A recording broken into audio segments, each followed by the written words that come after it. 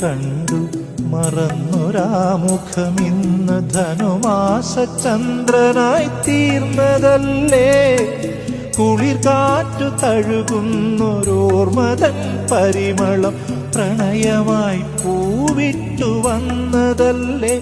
നിന്റെ കവിളത്തു സന്ധ്യകൾ വിരിയുകില്ലേ, നിന്റെ കവിളത്തു സന്ധ്യകൾ വിരിയുകില്ലേ.